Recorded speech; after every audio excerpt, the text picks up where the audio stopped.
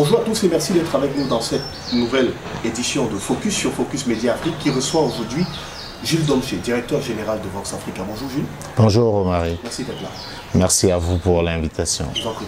Alors, on vous voit très viral sur les réseaux sociaux ces derniers temps avec vos chroniques qui sont de plus en plus impactantes. La dernière que vous avez produite par exemple est intitulée « Cameroun, un peuple qui se ment est condamné à vivre dans le chaos ». Alors, une chronique comme celle-là, qu'est-ce que vous voulez décrire en fond en réalité? Est-ce que c'est le malaise du Cameroun à l'heure actuelle ou bien vous voulez passer un enseignement à tous les Camerounais de manière générale? Non, pas un enseignement, je n'ai pas cette prétention-là. Une chronique, c'est une prise de position, c'est une opinion, c'est un regard par rapport à un certain nombre de faits de société.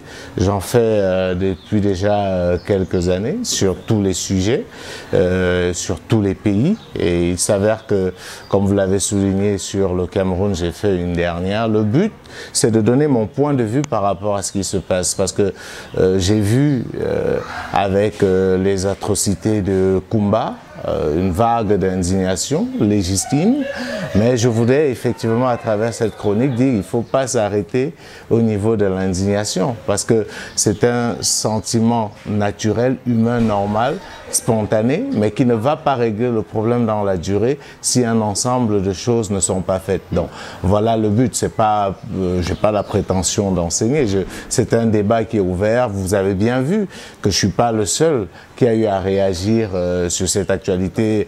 Plusieurs personnes se sont exprimées, on oppose les points de vue et on espère que de ce choc des idées va enfin jaillir la lumière. Est-ce que le peuple camerounais se ment en réalité?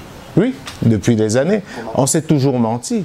On s'est menti sur notre histoire, c'est l'un des problèmes de base.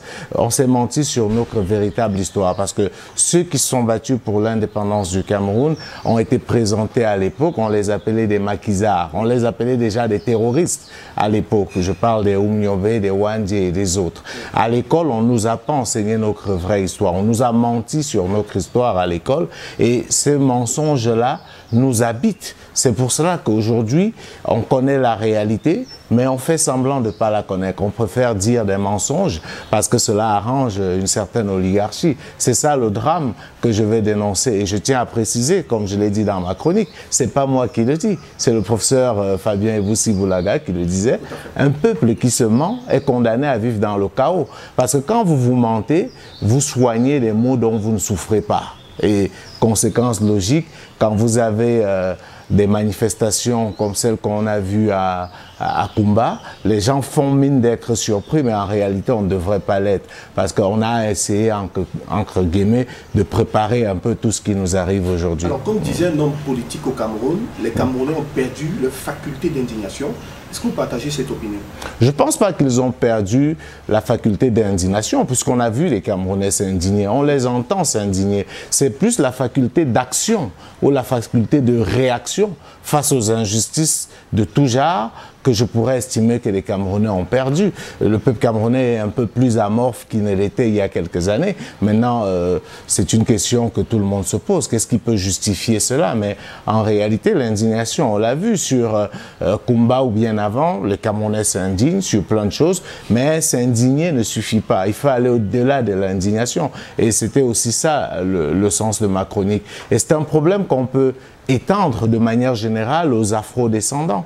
On est enclin à s'indigner, on est enclin à réclamer la justice, mais on n'agit pas. Or, tant que vous passez votre temps à vous indigner, vous voyez bien que ça ne change pas, il faut à un moment donné questionner la méthode. Je peux prendre de manière générale, avec votre permission, l'exemple du Black Lives Matter. Moi, je dis, je ne suis pas par rapport à cela, parce que pour moi, c'était un non-sens. Quand vous commencez à dire la vie des afro-descendants compte, ça veut dire que vous-même vous reconnaissez qu'il y a un problème. Et pour montrer comment c'est tellement inefficace, vous avez bien vu qu'après George Floyd, après toute la vague d'indignation qu'on a eue, les Black Lives Matter par-ci par-là, quelques mois après, un autre africain-américain s'est fait descendre par un policier et pas plus tard que hier, on a encore eu le même cas. Ça veut dire que la méthode n'est pas la bonne. Et je voudrais qu'on sorte justement du raisonnement spontané guidé par les émotions pour des vrais actes. Un autre exemple, vous vous souvenez de la vente des esclaves en Libye. Ça a choqué le monde entier, il y a une vague d'indignation, mais aujourd'hui, ce trafic se poursuit allègrement. Pourquoi? Parce on s'est inscrit dans un phénomène de mode, on s'indigne parce qu'on voit les gens s'indigner, mais on ne fait rien pour que cela n'arrive plus. Aujourd'hui, tout le monde a oublié le trafic d'esclaves en Libye, on est passé à autre chose. C'est pour cela que si, pour Kumba, on passe le temps à s'indigner, à avoir des bougies sur nos pages, à dire « je suis Kumba », sans chercher à régler le problème, dans les mois à venir, on aura probablement encore une catastrophe de ce genre. Parlant de Kumba, justement, le gouvernement accuse les séparatistes qui sont dans la zone d'avoir commis ces crimes, on va dire, crapuleux, parce que c'était assez grave quand même. Alors, si c'est vrai, est-ce que, d'après vous, ces séparatistes n'ont pas poussé le bouchon un peu trop loin? Mais ils le poussent loin depuis un moment. Kumba fait peut-être plus parler parce que ce sont des enfants, c'est spectaculaire, mais vous avez tous vu des images des gens qui sont découpés en plein jour. Je me rappelle encore de cette dame-là. Le bouchon est poussé loin depuis. Le problème, justement, c'est qu'on a l'impression que dans ces vagues de condamnation, on ne condamne pas suffisamment les séparatistes. On pointe beaucoup plus du doigt le gouvernement qui devrait, d'après plusieurs Camerounais, résoudre ce problème. Et la plupart du temps, on ne condamne pas beaucoup ces séparatistes. Non, on condamne les séparatistes, mais il faut faire la part des choses. Oui. Vous savez, ceux qui ont commis les actes de Kumba, il ne faut pas être devin pour savoir que c'est des gens totalement déséquilibrés, qui doivent être forcément sur l'emprise de substances. Oui, parce que c'est inimaginable qu'un être humain puisse faire ce genre de choses. Donc, quand vous voulez parler, il vaut mieux parler à ceux que vous estimez qu'ils ont encore la raison et qui ont la capacité d'agir réellement. Non, je pense qu'on condamne. Moi, personnellement, je condamne avec la dernière énergie tout ce qui se passe. Je suis opposé de manière viscérale à la sécession. C'est pas pour moi, c'est pas quelque chose dont on doit parler. Mais une fois qu'on a dit ça, la question, c'est qu'est-ce qu'on fait de manière concrète? Ça veut dire que c'est au gouvernement, c'est au régime en place d'éviter, de créer le cadre pour éviter que cela ne se reproduise. Parce que ce que les gens oublient, quand vous ouvrez la boîte de Pandore, vous perdez totalement le contrôle. Comme vous le savez aujourd'hui, il y a plusieurs groupes là-bas, on ne sait même plus qui est qui. Et quand vous avez ouvert votre porte, vous installez une économie de la guerre, il y a des mercenaires qui s'installent et qui installent leur business, qui peut aussi s'appuyer sur ce type d'action horrible, réellement. On reproche au gouvernement, par exemple, d'avoir mené des campagnes dans le but de demander aux parents d'envoyer leurs enfants à l'école pour le compte de l'année scolaire 2020-2021, sans qu'il n'y ait au préalable un cessez-le-feu en zone anglophone. Est-ce que c'est un procès juste que l'on fait au gouvernement? Il est totalement justifié. C'est ce que j'appelle se mentir. Le problème de ce gouvernement, c'est que depuis des années, on est habitué au saupoudrage. On aime l'habillage. Et c'est parti depuis très longtemps avec cette crise anglophone. Le gouvernement est omnibulé par le désir de montrer à la communauté nationale et internationale qu'il contrôle la situation sur le terrain. Et justement, le fait de renvoyer les enfants à l'école s'inscrivait dans cette logique. Mais la vérité, c'est que ce n'est pas maîtrisé. Parce que pendant le fameux grand dialogue, vous avez bien vu que les sécessionnistes étaient en train de faire leur défilé pendant qu'on tenait le dialogue au palais de congrès de Yaoundé. Et je dis, à moins qu'on veuille inventer une nouvelle manière de résolution des crises, vous ne pouvez pas parler de reconstruction, vous ne pouvez pas parler de DDR dans une zone encore totalement en conflit. La vérité aujourd'hui, c'est que dans cette guerre asymétrique qui va être impossible de gagner par la force, on continue à se mentir et on expose malheureusement la vie des Camerounais et de ces pauvres enfants-là. À quoi donc servi au final le grand dialogue national? À rien. Il faut avoir l'humilité de le reconnaître. À rien. Et nous l'avons dit, je me rappelle qu'avant ce dialogue, j'avais fait une chronique où je relevais qu'une main tendue ne se refuse pas, même si elle vient à contre-temps. Oui. Il faut bien qu'on se comprenne. Le dialogue n'est pas là pour arrêter la guerre. Le dialogue, en principe, doit éviter la guerre. Mais une fois que la guerre est là, malheureusement, il n'y a que le dialogue qui peut résoudre. Donc, comme on a loupé la première phase de l'utilisation du dialogue qui devait éviter la guerre, il faut alors qu'on l'utilise pour régler la guerre. Mais seulement, c'est quoi dialoguer ?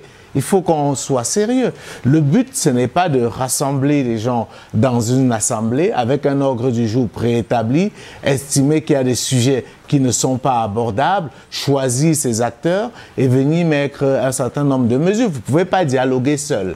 Parce que dans ce grand dialogue, les véritables acteurs n'étaient pas présents. Mais même le régime, en dehors du fait que le régime ait vanté le succès de ce grand dialogue, il y a certains leaders de l'opposition qui étaient présents et qui estiment que c'était un véritable succès pour le retour de la paix en zone anglophone.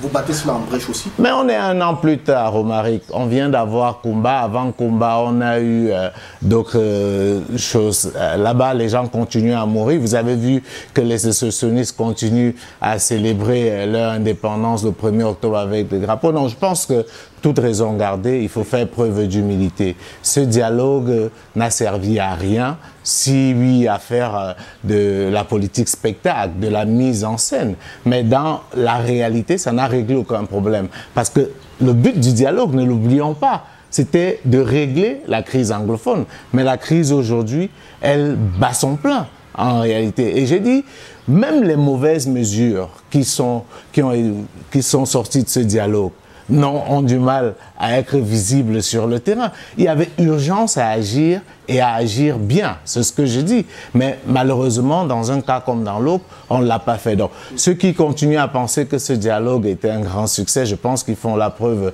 d'une mauvaise foi caractérisée. Il faut avoir l'humilité de dire, c'était pas ce qu'il fallait faire, c'était un flop.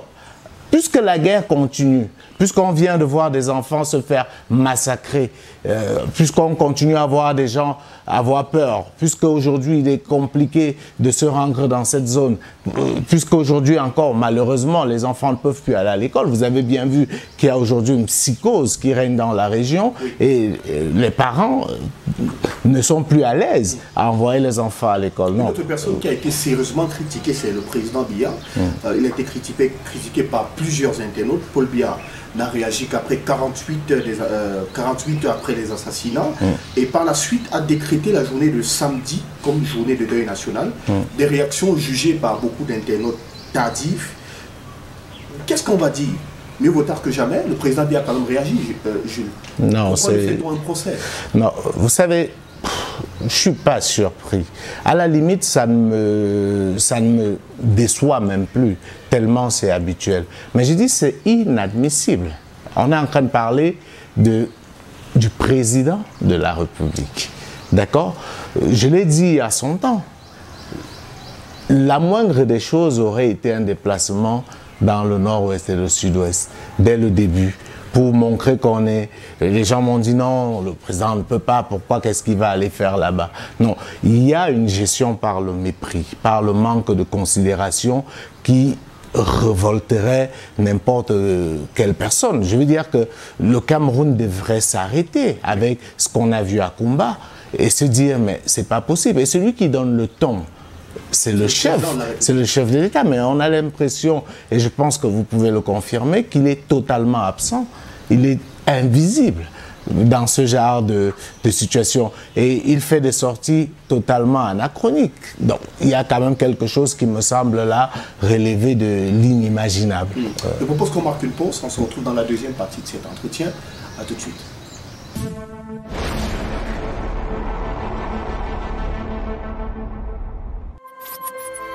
Health Horizon International présente un produit exceptionnel. Shape Up contre l'obésité, support du suivi des maladies métaboliques, empêche l'absorption de la graisse, accélère l'utilisation des graisses stockées sans reprise et sans effets indésirables majeurs. Shape Up, maigrir sans danger. Infoline 6 55 452 153 ou le 693 04 03 64. Shape Up.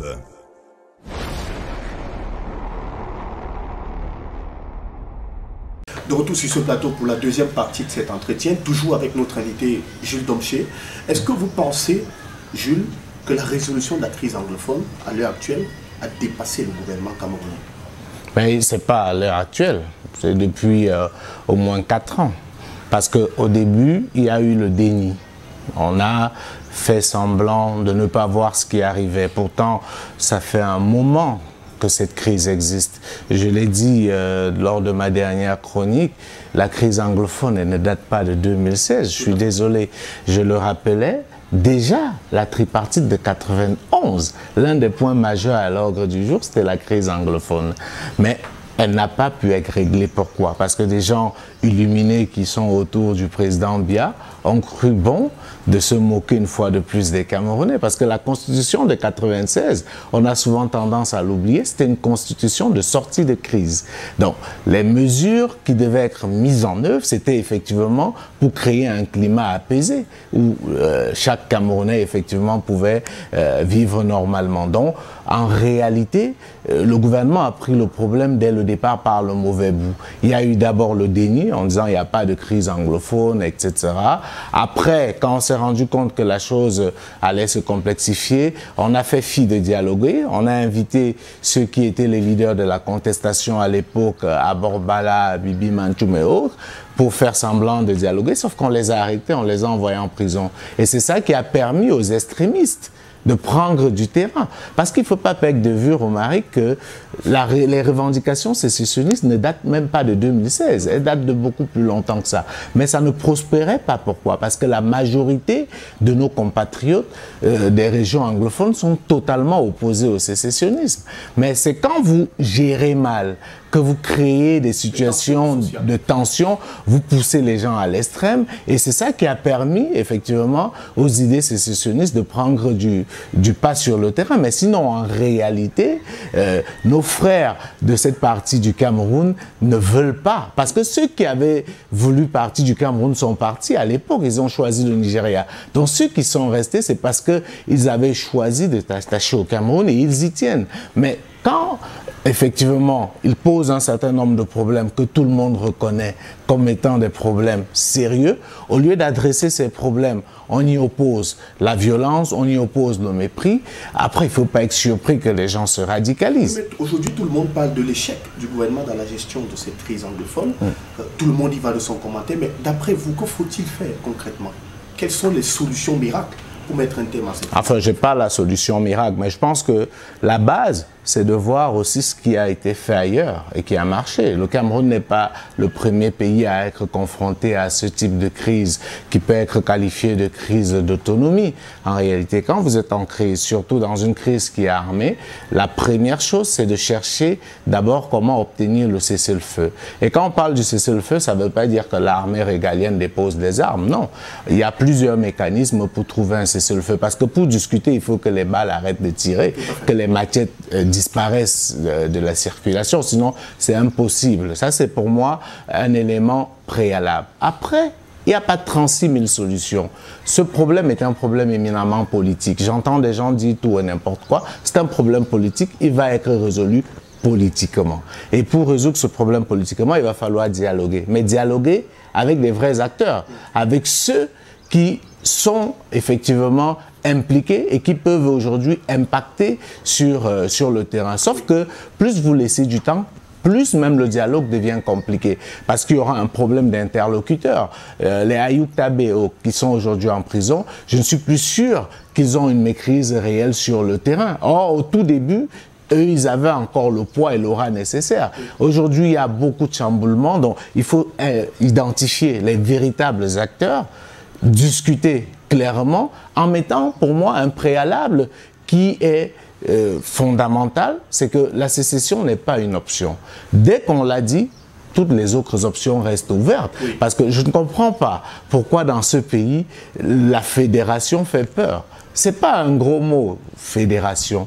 Fédération veut dire mettre ensemble. En réalité, on l'a été. On voit des États autour de nous qui le sont. En réalité, donc, on peut discuter de cela et je pense que si on a un vrai dialogue franc, où on s'attaque à la forme de l'État, avec toutes les parties. Aujourd'hui, avec toutes les parties, on n'a pas besoin d'avoir 1000 personnes comme c'était le cas au Palais de Congrès. Moi, je pense qu'un vrai dialogue avec même 10 personnes autour de la table, on pourrait effectivement résoudre ce problème. Il n'y a pas d'autre issue. Dans ce contexte, Jules, est-ce que vous pensez que le gouvernement, le parti au pouvoir et les partis politiques de l'opposition peuvent décider d'un commun accord de surseoir leur participation aux élections régionales et de demander le retour de la paix avant la tenue des élections prévues pour décembre prochain? Est-ce que c'est possible? Je ne sais pas. En principe, on ne peut pas dire que quelque chose n'est pas possible. En fait, ce serait surprenant, à mon sens, à moins que ce gouvernement change, parce que sa méthode de confrontation, on la connaît. Mais vous organisez les régionales. Pour qui, en réalité? Pour qui? Quand vous savez que ceux pour qui vous le faites ne pourront même pas prendre part au vote. On parle de presque 1 million de déplacés, en réalité. Le gouvernement dit que c'est pour accélérer le processus de décentralisation. Enfin, je veux dire, ça ne me semble pas. Vous n'allez pas vouloir décentraliser sans que les véritables acteurs locaux soient impliqués. Ceux qui vont être issus de ces régionales-là, qu'est-ce qui vous garantit que c'est la volonté du peuple en réalité? Et c'est ça le problème, et le problème va se reproduire, parce qu'on est dans une logique de positionnement égoïste et individuel. Non, je pense que ce n'est pas sérieux de faire une nouvelle élection sans avoir réglé le problème. On ne fait pas une élection pour régler un problème. Moi, j'ai toujours dit ça. Je l'ai dit à l'époque, même au niveau international, quand on parlait de la crise ivoirienne. On pense que l'élection règle le problème. Non, l'élection, c'est un moment de tension. S'il est mal géré, c'est lui qui aggrave le problème. En réalité, il faut pouvoir régler le problème avant l'élection. L'élection ne peut pas régler le problème, surtout dans un contexte de crise comme celui-ci. Alors, parlons de politique à présent avec les acteurs de l'opposition. Depuis le 21 septembre, le MRC, son président et ses militants sont mal. Maurice Kamto est assigné à résidence surveillée. Olivier Bibou-Nissak, le professeur Alain Foguet ont été arrêtés et conduits au secrétariat d'État à la Défense. Tout ceci sans aucune notification formelle et en toute violation de leurs droits les plus basiques. Au regard de tout cela, est-ce qu'on peut dire que le Cameroun, à l'heure actuelle, est encore un état de droit? Il ne l'a jamais été. Donc, je ne fais pas un mystère là-dessus. Le Cameroun n'a jamais été un état de droit. Mais parce que dans un état de droit, on ne se comporte pas comme cela. Parce que les gens confondent un état où on pratique du droit, où on parle de droit, avec un état de droit. Un état de droit, c'est un état où l'état même est soumis au droit, où on respecte la loi. Vous ne pouvez pas, sur la base de rien, arrêter les gens, les mettre en détention sans les notifier. Enfin, c'est exactement l'exemple d'un état de non-droit qu'on vit aujourd'hui. Les gens sont arrêtés dans des conditions suspectes, les gens sont quasiment enlevés de leur domicile, détenus parfois dans des endroits tenus secrets. Il faut que les avocats se démerdent comme ils peuvent pour trouver où sont leurs clients, que les familles effectivement crient partout. C'est pas ça l'état de droit. Le Cameroun aujourd'hui, comme hier, est très loin d'être un état de droit. Et c'est pas parce qu'on va le déclarer qu'on va l'être. Ça ne se décrète pas. C'est dans les faits en réalité. Un cas nous intéresse aujourd'hui, particulièrement celui de Olivier Bibou-Nissak, dont la vie est en danger en ce moment. De son arrestation à ce jour, il est coupé pratiquement de tout. Il ne peut pas lire, il ne peut pas facilement recevoir les visites. Tout récemment encore, on a appris, sa cellule a été fouillée en son absence et il a dû tout changer à l'intérieur de celle-ci de peur qu'on ait dissimulé certaines preuves pour l'accabler. Et il y a aussi d'autres personnes qui étaient avec lui autour de sa cellule, qui ont été arrêtées et on les a contraints de signer des documents qui n'avaient en réalité rien à voir avec les faits pour lesquels ils sont inculpés en ce moment. Comment expliquer une telle pratique? C'est compréhensible. C'est totalement incompréhensible et c'est regrettable qu'on en soit encore là aujourd'hui. Vous parlez du cas de Olivier Bibou-Nissak, c'est un cas qui me touche personnellement parce que c'est quelqu'un que je connais très bien, avec qui j'ai une telle proximité que vous pouvez imaginer que je sois blessé profondément dans mon cœur. Parce que voilà le Cameroun qu'on ne veut pas voir. C'est quoi le crime de Bibou-Nissak aujourd'hui? C'est quoi son crime? D'être loyal à un leader, d'être loyal et fidèle à ses principes. C'est de ça dont il est reproché aujourd'hui.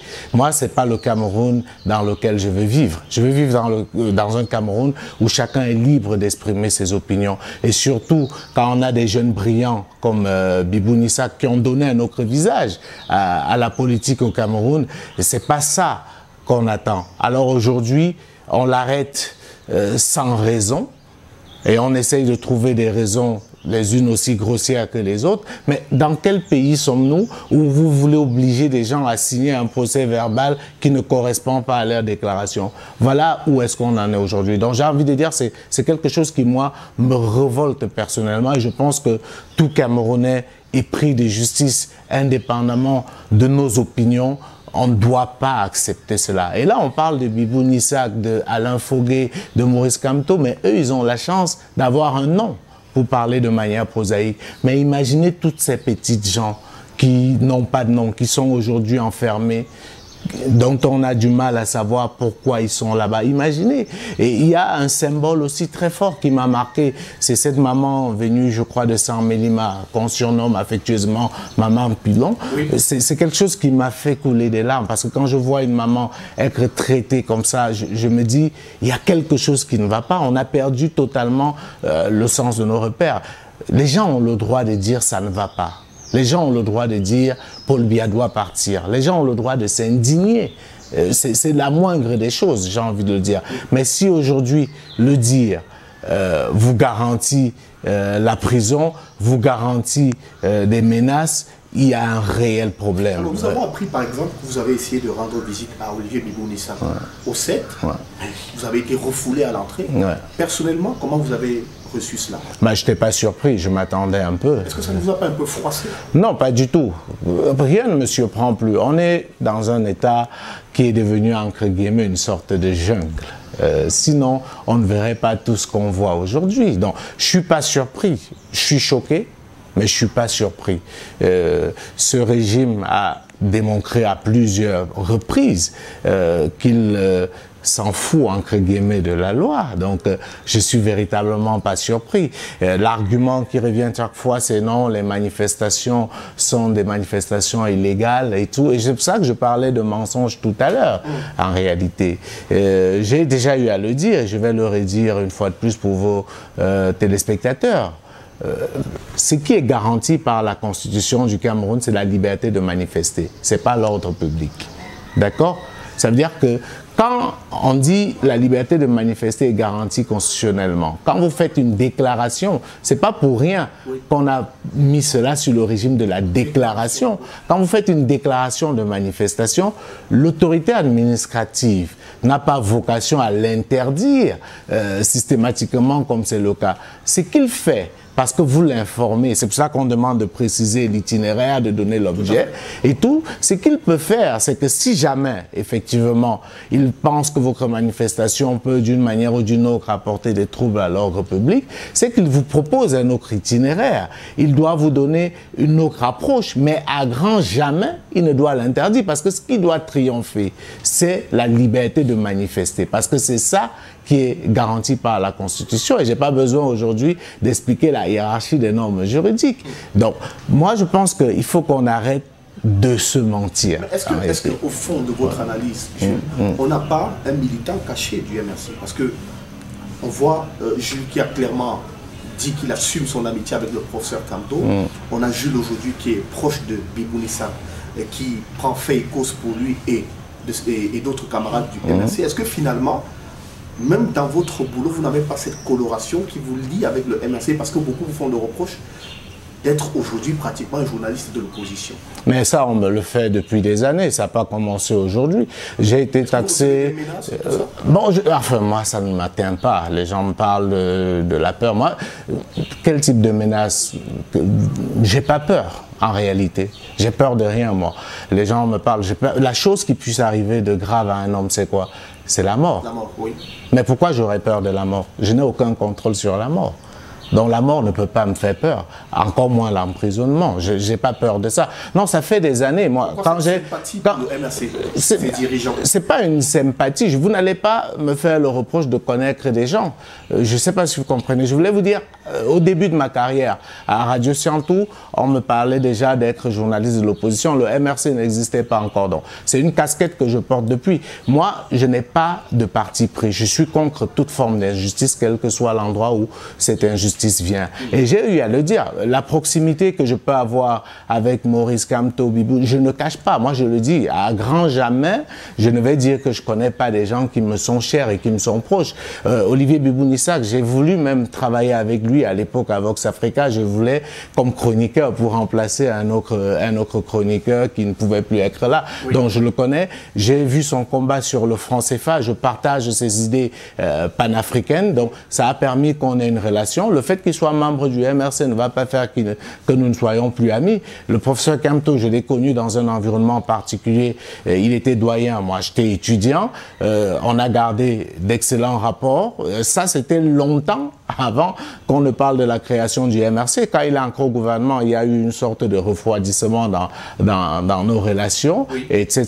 Donc, mais je ne peux pas aujourd'hui dire, le professeur Foguet, je l'ai eu comme enseignant de géostratégie à l'université. Je ne vais pas venir aujourd'hui parce qu'ils sont des opposants reconnus dire que je ne suis pas, que je ne les connais pas. Valsero, c'est un ami de très longue date. On a fait la radio ensemble à Scientou et j'ai toujours suivi avec un réel plaisir ce qu'il fait. Donc je ne vais pas venir aujourd'hui dire que tous ces gens, je ne les connais pas. Non, Bibou, c'est un ami et un ami intime. Oui. Je l'assume. Cette amitié, je l'assume et je la défendrai partout. Maintenant, peut-être pour terminer sur cette question vraiment de manière précise. Oui.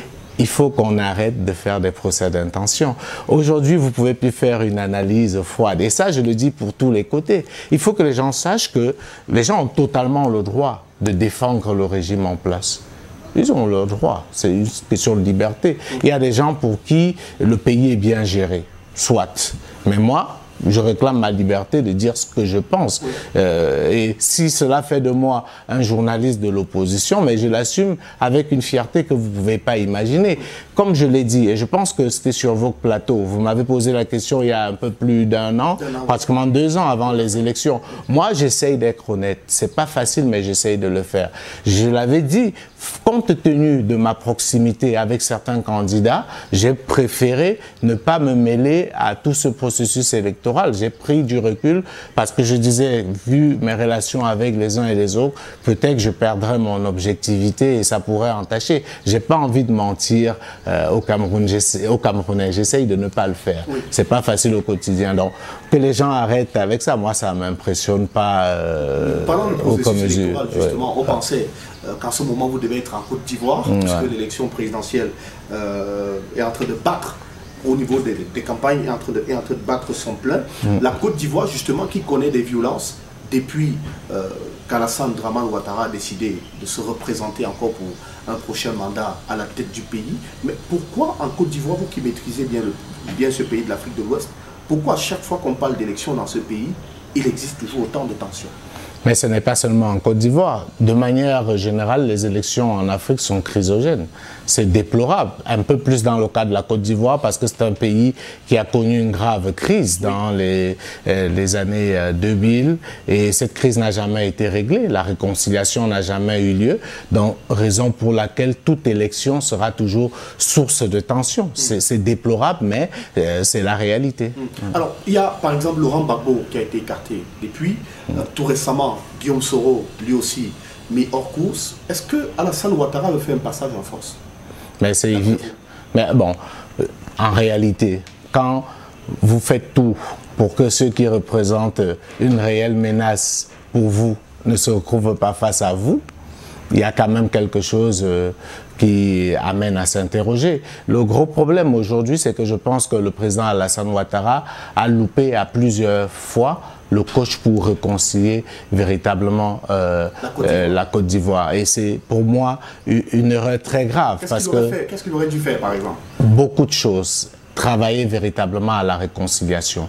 Et ça n'a pas été fait. Les 10 ans qu'il a eu à faire au pouvoir, malheureusement, la réconciliation a été reléguée au second plan. Il s'est concentré à avoir des performances macroéconomiques pour avoir un taux de croissance acceptable, mais ça ne sert à rien si ça ne peut pas avoir une répercussion sur la vie des Ivoiriens. Et il y a aussi un problème qui se pose, c'est qu'on se rend compte aujourd'hui que la parole ne veut plus dire grande chose. Le président Ouattara, il avait été salué et je fais partie de ceux qui l'ont salué. Et aujourd'hui, je suis obligé de ravaler ma langue parce que j'étais tellement fier quand il a dit qu'il ne se représentait pas. Je me disais, ça c'est fort et je pense qu'il peut se mettre en arbitre pour permettre enfin que la Côte d'Ivoire puisse avoir une véritable transition pacifique et réconcilier enfin les cœurs. Donc quand aujourd'hui il revient sur la scène avec ce troisième mandat extrêmement controversé et que ça fait peser sur le pays des risques de violence, vous pouvez comprendre que c'est des choses qui sont difficilement acceptables. Et Guillaume Soro, dans tout cela, je suppose que vous échangez, vous et Guillaume Soro. Quel est son moral actuellement? Ben, je n'échange pas seulement avec Guillaume Soro, j'échange avec tous les acteurs politiques ivoiriens, même dans le camp de Ouattara. Je ne peux pas vous parler du moral de Guillaume Soro, je n'ai pas une proximité particulière avec lui. On a un contact de journalistes et de leaders politiques. Je vais vers lui quand j'ai besoin d'un certain type d'information, mais on ne partage pas une certaine intimité pour que je puisse vous donner son état d'esprit. Mais on peut deviner au regard de ses sorties que ce qui se passe ne l'arrange pas parce qu'il a un sentiment de trahison qui peut être totalement compréhensible et légitime parce que c'est quand même lui qui fait de Ouattara le roi. Et se retrouver dans cette posture-là aujourd'hui, il y a quand même quelque chose qui amène à s'interroger. Alors, on va justement sortir de cet entretien. Jules, on est presque arrivé au terme. Mais pourquoi vous également, vous n'êtes pas en Côte d'Ivoire pour l'élection présidentielle? Non, ça c'est pour des raisons totalement logistiques. Il y a une équipe qui est là sur place. J'avais d'autres engagements. Je commence à me faire vieux aussi, donc ça fait que je peux plus être présent partout, malheureusement. Donc, mais Vox Africa, comme c'est le cas dans tous les pays, va bel et bien couvrir l'élection présidentielle en Côte d'Ivoire. Vous avez changé de direction générale. Vox Africa est où maintenant? À Paris? Non, on n'a pas changé. Vox Africa est toujours à Londres. Nous avons juste ouvert un nouveau bureau à Paris avec un studio parce qu'on veut effectivement donner plus de place à la diaspora africaine se retrouvant à Paris parce qu'on avait un problème. Étant basé à Londres, la chaîne francophone pâtissait aussi un peu de ça. On était obligé de faire venir des invités de Paris parfois. Donc on s'est dit ce serait bien d'avoir un studio à Paris. Donc on n'a pas du tout changé de direction. La chaîne reste bel et bien à Londres. Merci infiniment, Jules. Merci Romaric. Merci à vous. Merci à vous également de nous avoir suivis. C'est la fin de cet entretien avec Jules Domché, directeur général de Vox Africa, qui émettait justement son analyse sur la vie sociopolitique au Cameroun. Merci à vous également de nous avoir suivis, ainsi qu'à l'équipe technique qui a réalisé cette émission. Continuez de suivre l'actualité sur notre média, sur notre site internet, sur notre page Facebook et sur notre Twitter. On se retrouve bientôt avec un autre invité, avec le focus sur le prochain. À très vite.